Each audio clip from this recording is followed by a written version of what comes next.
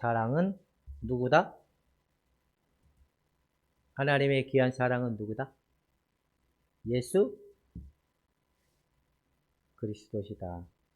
그러면 하나님이 우리에게 증거케 하시는 그 영광은 누구시다? 예수 그리스도시다. 그래서 여러분들은 하나님의 영광을 구하는 자들을 위해 그 은혜의 부르심을 받은 자들이기 때문에 모두가 하나님 앞에 뭐라고 칭함을 받을 수 있냐? 하나님 앞에 무엇이라고 칭함을 받을 수 있냐? 그것은 다름이 아니라 우리가 하나님의 앞에 의롭다함을 받은 그 은혜 은총의 사람들이라고 얘기를 하고 있습니다. 신앙생활을 할 때 균형 잡힌 신앙생활을 한다라는 게 어떤 걸까요? 너무 한쪽에 쏠리는 이게 많으면 이건 또 부작용이 생기고, 또 그렇다고 해서 또 이쪽은 아닌데 또 이쪽에 또 너무 치우쳐 있을 때 그것도 또 여전히 부작용이 아닐까. 그러면 너무 열심인 거와 그 다음에 그냥 적당히 하는 거와 이것도 어떻게 보면 불균형이겠지요. 진짜 열심은 저 사람이 열심히 하는 이유의 기준은 누구의 기준일까요? 하나님의 기준일까요? 나의 기준일까요? 타인의 기준일까요? 하나님의 기준에 의해서 내가 열심히 낸다. 아니면 타인의 기준에 의해서 열심히 낸다.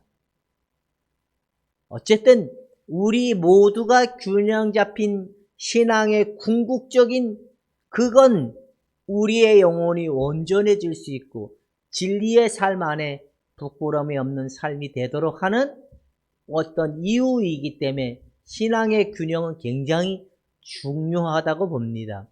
만약에 믿음이 중요하다고 믿음 하면 거기에 또 뭐가 빠지면 안 될까요? 믿음 해.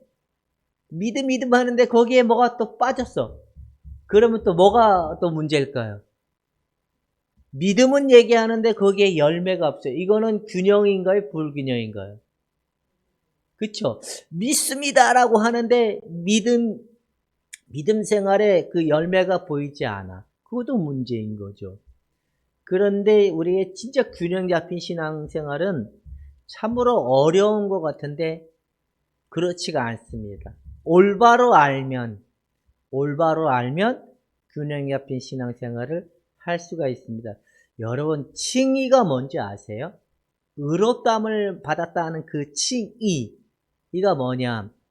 이게 하나님이 우리를 그냥 의롭다라고 선언한 관점에서 일어난다는 걸. 자, 한번 그리스도 안에서 함께 읽어봅시다. 시작.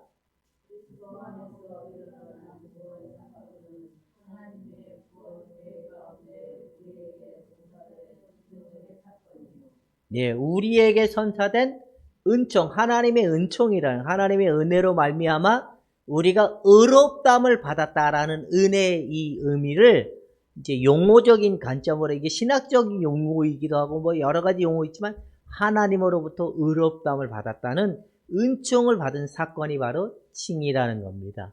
여러분들은 하나님께서 여러분의 과거와 미래와 영혼까지 더 이상 기억하지 아니할 거고 더 이상 여러분들에게 따지지도 않고 묻지도 않는다라는 그 하나님의 의롭다 하심의 그 은혜의 증거가 확고하게 세워지셨습니까?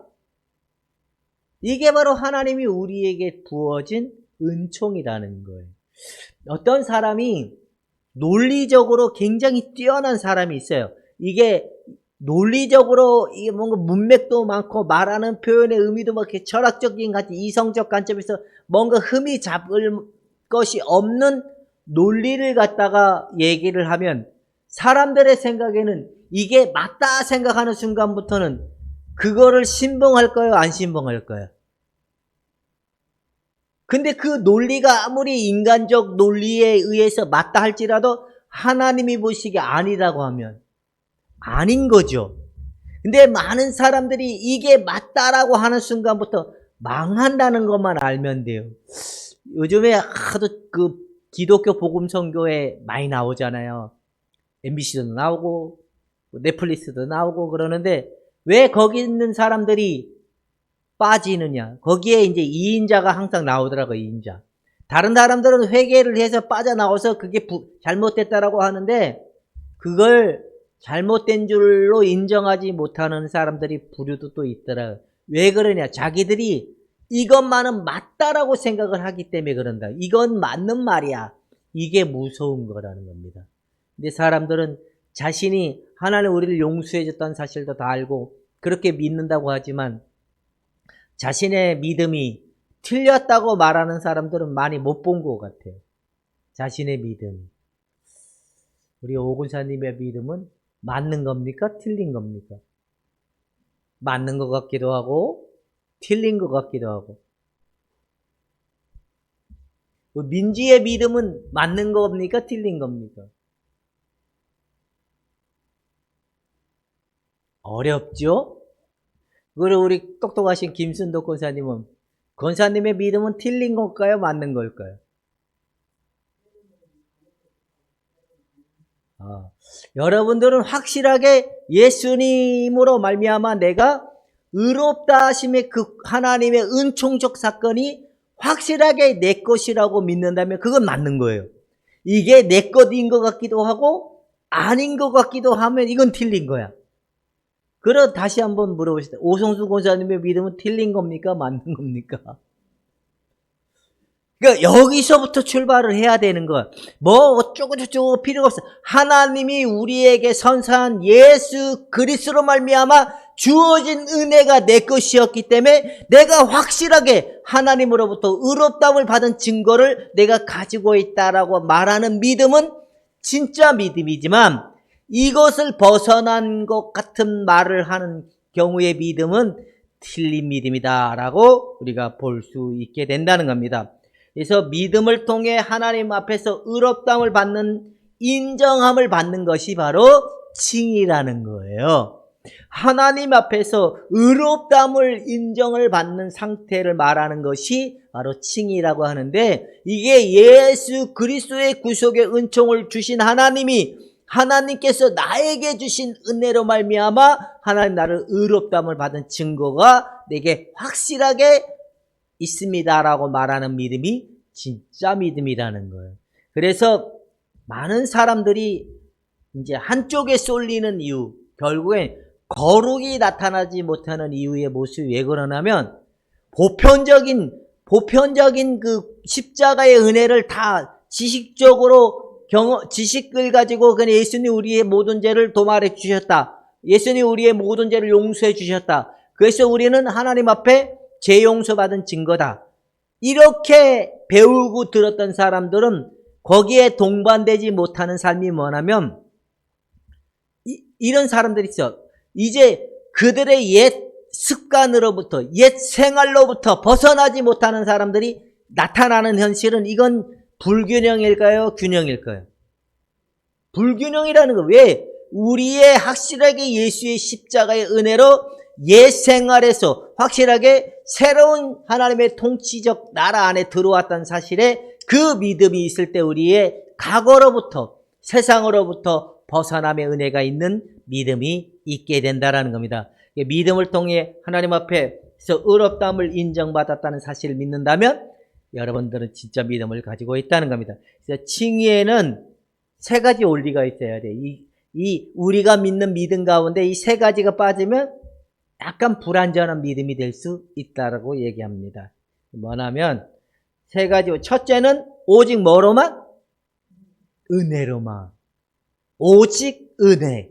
은혜라는 말은 값없이 우리가 선물로 하나님으로부터 부여받은 것을 은혜라고 하는데 하나님께서 그 아들을 우리에게 내어줌으로 우리가 그 혜택을 받은 것이다 라고 얘기한다는 겁니다. 근데 하나님의 은혜는 완전한 것이고 하나님의 은혜는 축복받은 것인데 왜 하나님의 은혜에 많은 사람들은 자꾸만 받으려고 할까요? 한 번 받은 은혜는 또 받아야 될까요? 계속 받아야 될까요? 아니면 한 번으로 지속이 되는 걸까요? 한 번으로 받은 은혜는 지속이 되는 은혜라는 거예요. 근데 사람들은 은혜 받으려고 자꾸만 애를 쓰는 율법적 노력, 수고적 노력, 땀의 노력으로 돌아가다 보니까 문제가 된다는 거예요. 그래서 의롭게 되면 누구의 의가 아니라, 인간의 의가 아니라 죄인에 대한 하나님의 은혜로 말미암는다라고 얘기하는 거예요. 그래서 우리의 의는 하나님 앞에 인정이 된다, 안 된다? 안 된다. 우리의 의는 하나님 앞에 인정이 되지 않아요.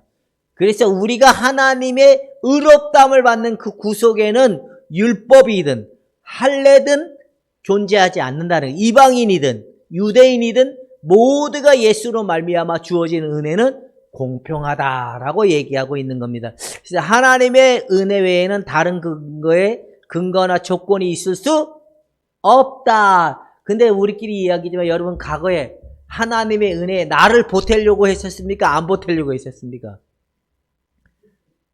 나를 보태려고 하다 보니까 힘들었습니까? 안 힘들었습니까? 힘들죠. 왜냐하면 자꾸 보태려고 하기 때문에. 근데 은혜는 받는 겁니다. 우리가 받았기 때문에 하나님으로부터 그 은혜를 누리는 자라고 얘기하지만, 많은 사람들은 은혜의 관점을 조금 더 왜곡시키는 관점이 조금 있는 것 같아요. 자, 그 다음에 두 번째는 뭐냐? 오직 누구 때문에? 그리스도 때문에 우리가 하나님 앞에 의롭다함을 받는다라는 거예요. 여러분들도 오직 그리스도 때문에 하나님 앞에 의롭다함을 받았다는 사실이 확실해지셨죠? 이게 진짜 믿음의 근거가 될 수 있는데, 의롭게 되면 인간의 의가 아니라 누구의 의로 말미암아? 그리스도의 의로 말미암아. 우리의 죄를 짊어지고 죄인으로 심판을 당하심으로써 죄인인 우리는 그의 의를 얻어 의로운 자라 인정을 받고, 그러니까 쉽게 얘기하면 내 죄는 누구에게로? 예수님에게로. 예수님의 의는 누구에게로? 내게로. 그것이 예수님 안에 주어진 은혜요, 특권이요, 축복이라는 거예요. 그래서 내 것이라고 우리가 받게 된다는 겁니다. 근데 또 이제 하나님의 은혜로 말미암아, 그리스도의 은혜로 말미암아. 그 다음에 이제 칭의의 그 관점 안에는 또 오직 뭐만이 있어야 되냐마. 세 번째 조건이 오직 뭐로만? 믿음으로만. 여러분, 믿음은 나의 관점일까요? 하나님이 정해놓은 관점을 우리가 받아들이는 걸까요? 하나님이 정해놓은 방법을 우리가 인정하고 받아들이는 것이 믿음인데, 하나님이 인정해놓은 방법이 아닌 우리의 수고와 땀과 어떤 결과물로 만들어내려고 하는 믿음은, 믿음에는 공로가 들어갈까요? 안 들어갈까요? 안 들어가요. 믿음에는 공로가 들어가지 않습니다. 그러면 믿음에는 믿음이 구원의 조건이 될 수 있다, 없다? 도구이지 구원의 조건가 될 수가 없는 거예요. 무슨 말인지 알죠? 그러니까 도구인 거지 구원의 조건이 될 수가 없어요. 오직 구원의 조건은 은혜로 예수 그리스도로 말미암아, 그 속에 하나님의 은혜와 은총이 나와서 우리가 구원에 이르는 거지, 우리의 믿음에 근거해서 구원에 이르는 것이 아니다라는 겁니다. 그러니까 여러분, 믿음으로 많이 구원을 받는 겁니다. 여러분, 믿음으로 말미암아 구원을 다 받으셨고 확실한 하나님 앞에 의롭다함에 대한 증거가 받으셨죠. 그렇다면 이게 무슨 말인지 아세요? 의롭다함을 받은 증거가 있다는 사람은, 이게 한마디로 얘기하면 내가 이제 누구와 접붙임을 당했다는 거죠? 예수와. 됐습니다. 내가 의롭다함을 받은 거에 대한 증거가 있는 사람은 이제 내가 누구와 연합이 됐다는 거죠? 예수 그리스도와 연합의 은총을 입었다는 겁니다. 그리스도와의 연합의 은총에는 두 가지 사실이 나타나는데, 이 두 가지 사실이 이제 균형을 잡히는 원동력이 되는데, 첫 번째 뭐냐? 예수 그리스도와 연합되면 바로 뭐냐? 의롭다함을 받은 증거가 나온다는 거예요. 할렐루야. 그 다음에 두 번째는 또 뭐가 나올까요? 그리스도와 연합의 그 은총에는 우리가 날마다 예수화 되어 간다는 거예요. 예수화. 예수의 인격으로, 예수의 은혜로, 예수로 말미암아 살아가는 삶이 우리에게 나타난다라는 거예요. 이걸 두 가지로 보면은 바로 이거, 겉에서 들어오는 하나님으로부터 선언적 의롭다함이 있고, 그 다음에 우리 안에 오신 예수 그리스도가 우리를 거룩해 가는 은혜가 나타나는 것이 하나님의 은혜의 백성들에게 나타나는 증거라는 겁니다. 자, 그 다음에 이제 삶이 나타난다는 거예요. 삶. 이 그리스도와의 연합된 그 신비 안에는 의롭다함을 받은 증거와 내적 거룩함의 증거가 일어나기 때문에 바로 이들에게 나타나는 열매의 증거의 이 부분이 뭐냐? 의롭다함을 받은 사람들의 증거는 이렇게 나온다는 겁니다. 첫 번째 바로 뭐냐? 사랑이 없는 신앙은 참된 신앙이 아니다. 이 말의 의미가 뭘까요? 하나님 사랑, 이웃 사랑. 십계명을 딱 나눠보면 하나님 사랑, 이웃 사랑을 잘 표현한 게 십계명이에요.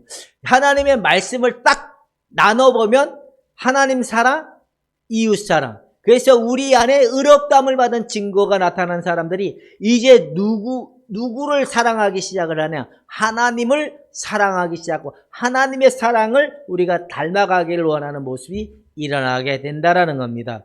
그래서 바로 사랑에 대한 열매가 일어나고, 두 번째는 하나님 앞에서 행위는 이제 의롭다함에 대한 이 믿음에 대한 행위고, 인간 앞에서의 행위는 바로 사랑에 대한 행위를 가지게 되는 삶이 나타난다라는 겁니다.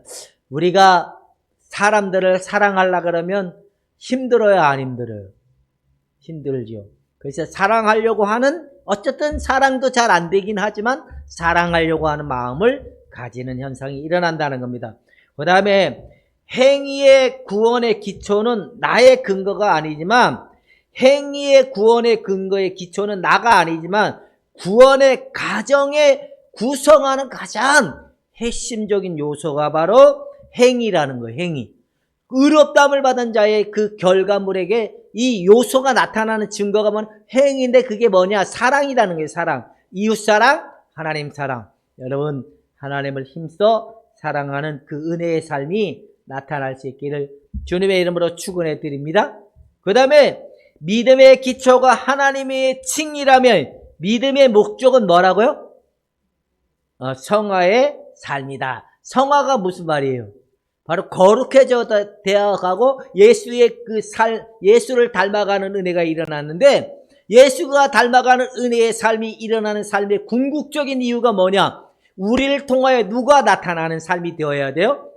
예수 그리스도가. 우리를 통하여 무엇이 일어나야 되는? 하나님의 영광이 흘러나가는 거예요. 여러분들을 통하여 옛사람의 흔적이 흘러나가지 않고 오직 예수 그리스도의 흔적이 흘러나가는 은혜가 있기를 주님의 이름으로 축원해 드립니다. 바로 이런 게 우리에게 하나님께서 일어나게 된다. 근데 저 사람이 맨날 죄를 죄라고 여기지 않아요. 그건 진짜예요, 가짜예요? 그러면 구원파 애들은 회개를 하지 않아요. 그럴 수가 없죠. 우리 안에 거룩을 닮아가는 삶을 가는데 어떻게 회개를 하지 않냐 이겁니다. 여러분, 그렇게 되지 않기를 부탁해 드립니다. 그 다음에 이제 믿음은 무엇인가를 하기 위하여 갈보리로 오르지 않는다. 믿음은 무엇인가 하기를 위하여 뭐에 오르지 않는다고요? 갈보리에 오르지 않는다라고 얘기하는 거죠. 자, 첫 번째, 그 효력에 대한 어떤 의심도 없이 온전히 성취된 일을 받아들이기 위해서 올 뿐이다. 예수님이 십자가에서 다 이루심을 믿는 믿음만 가지고 나오는 것이 바로 갈보리에 나야 될 이유이지, 이 예수님이 십자가에 이루는 일이 부족하다고 해서 우리가 뭔가 믿음에 더한 것을 보태려고 하는 것 자체는 근거가 될 수 없다라고 얘기하고 있는 겁니다. 그래서 믿음은 그 자체를 믿는 것이 아니라 누구를 믿는 것이죠? 아들을 믿는 것이고, 구걸하는 자처럼 믿는 구걸하는 믿음은 잘하는 믿음이에요? 잘못된 믿음이에요? 잘못된 믿음이죠. 그러면 잘 보시다. 아마 나 그랬을 것 같아. 영화 집사님도 그러고 오승동 권사님도 그러고 김 권사님도 그러고 아마 민지도 그런 경험을 했을 거라서, 주여 내게 믿음을 달라고. 주여 내게 믿음을 달라고. 그 우리가 무엇을 그냥 받아들이는 것이 믿음인 거예요. 예수의 십자가에 이루어놓으신 사실을 우리가 그냥 받아들일 때 인정하고 믿는 것이 믿음인데, 자꾸만 우리에게 믿음을 더해달라는 이유를 가만히 보면 이것을 배제하고 자꾸 자기 눈에 보이는 뭔가가 나타나고 보여지는 것이 있기를 원하는 마음으로 달려가다 보니까 결국에는 믿음을 자꾸 달라고 구걸하는 자의 모습이 나타나게 된다라는 겁니다. 여러분, 보여지는 자의 믿음보단 믿어지는 자의 믿음이 더 큰 줄로 믿을 수 있기를 주님의 이름으로 축원해 드립니다. 이것만 있으면 우리는 경험적 믿음을 추구하지 않습니다. 오직 우리는 갈보리 십자가의 은혜만, 예수님의 모든 은혜를 이루신 은혜만 믿는 믿음을 가지고 나가는 삶이 될 수 있기 때문에 이제 여러분들은 갈보리에 일어난 예수의 그 아들이 이루신 예수님이 하신 일을, 그 예수님을 여러분들이 믿을 수 있기를 주님의 이름으로 축원해 드립니다. 자, 믿음은 여기 밑에 보면 믿음은 시작.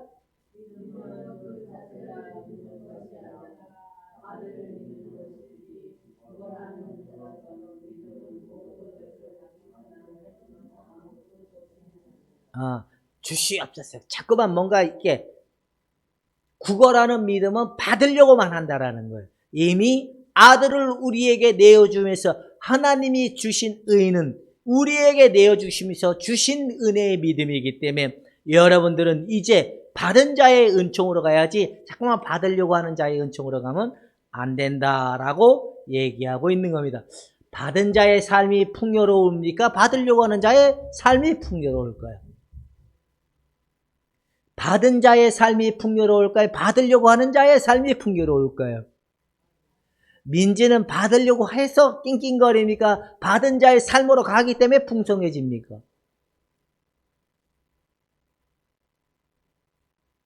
이게 확실한 증거죠. 이제 여러분 구걸하지 마시고 아들을 내어주기까지 보내신 사랑을 믿고 받아들이는 삶이 되기를 주님의 이름으로 축원해 드립니다.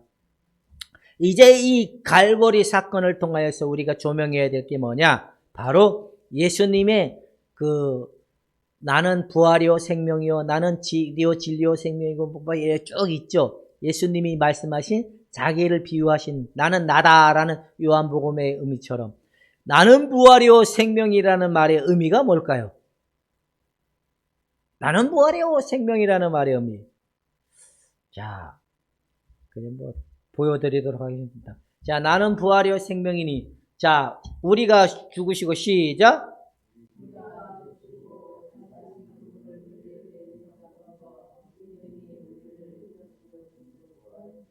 우리가 믿음은 누구와 지금 연계시켜 준다고요? 부활의 생명이신 예수와 이게 아까도 이야기했지만 그리스도에 대해 연합된 신비를 우리가 무엇으로 많이 누릴 수가 있는 거예요? 믿음으로 많이 누릴 수 있다라고 얘기하는데 그 효력이 뭐냐? 나는 부활이요 생명이니 예수님의 부활이 생명이신 그분이 우리 안에 증거가 되고 우리 안에 생명이 되기 때문에 믿음으로 내 것이다 라고 믿는 그 순간에 생명의 효력이 나타나는 줄로 믿을 수 있기를 주님의 이름으로 축원해 드립니다. 자, 이제 이렇게 해봅시다. 여러분들의 옛사람이 막 나타나고 있어요. 그럴 때 이렇게 하면 되잖아요. 믿음으로 나는 죽었다. 내 안에 그리스도가 사신다 라고 믿음으로 말하면 그 증거가 우리에게 나타나는 것이 바로 예수와 우리가 연계되어 있는 믿음이다 라고 얘기합니다. 두 번째, 우리를 대신 이룬 의는 뭐냐? 우리를 대신하신 그리스도는 우리의 의가 된다라고 얘기하는 겁니다. 이제 우리 안에 이루는 거룩은 뭘까요? 우리 안에 이루는 거룩. 우리 안에 이루는 거룩은 바로 우리를 새롭게 이루어가는 이 은혜 작용이 나타나는 것이 바로 우리 안에 이루어지는 은혜를 거룩을 얘기합니다. 그래서 주님은 내 바깥에 계십니까? 내 안에 계십니까? 주님이 내 바깥에 계실 때는 날 위하여 십자가에 지심으로 나의 지난날의 모든 죄와 허물을 친히 짊어지시고 그분이 죽음과 부활의 생명으로 다시 우리 안에 오셔서 삶이 되어주시고 생명이 되어주시기 때문에 이 우리는 반드시 예수님의 거룩의 삶으로 가는 그 방향성으로 가는 것이 가장 균형 잡힌 신앙을 얘기할 수 있다라고 얘기하는 겁니다. 이제 여러분들의 신앙은 이제 예수 안에서 살아가는 삶이기 때문에 이제 예수님이 드러나는 삶이 될 수 있기를 주님의 이름으로 축원해 드립니다. 이제 모두가 한번 다 이렇게 고백. 나는 예수와 함께 죽고 내 안에 예수가 사십니다. 시작.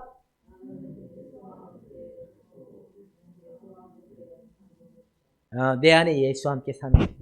이제 두려움도 가거라. 여러분들의 사망도 더 이상 사망도 예수님이 부활을 통해 이루어놓기 때문에 이제 여러분들과 상관이 없습니다. 여러분의 죄성도 이미 상관이 없습니다. 이제 새로운 생명의 능력을 가지고 살아가는 삶은 완전한 삶이 되었다는 삶 속에 이제 거룩의 삶이 나타나는 은혜가 있었기를 주님의 이름으로 축원해 드립니다. 이제 이게 칭의에는 믿음이 어떤 수고와 땀이 들어가지 않는다라는 것 때문에 아니다. 이게 한국 교회의 문제점이 뭐냐면 우리가 죄 용서 받았어. 이제 우리는 당연히 천국 간다. 이런 논리가 막연하게 퍼져 있다 보니까 이들의 삶이 죄에 타협을 하고 세상과 타협을 하는 삶으로 벗어나지 못하는 것들이 너무 막연화되어 있는 모습이 이 칭의의 좀 뭐랄까요, 단점적 이런 오류적 관점이 잘못 받아들여진 관점이 너무 막연해져 있는 모습을 볼 수 있는 것을 우리가 알 수 있습니다. 여러분들은 그렇게 살지 않기를 주님의 이름으로 축원해 드립니다. 기도하겠습니다. 하나님 아버지, 우리를 외적인 상태에서 하나님이 선언하신 그 은혜를 따라 의롭다함을 받은 증거가 또한 우리에게 오신 예수님의 은혜로 말미암아 거룩해 되어가는 삶, 성화되어가는 삶을 보게 하시니 하나님의 영광을 받아주시고 우리에게 허락하신 그 영광을 맛보아 알아가는 은혜를 나타나게 하여 주었기를 원하며 예수님의 이름으로 기도하옵나이다. 아멘. 다 함께 일어나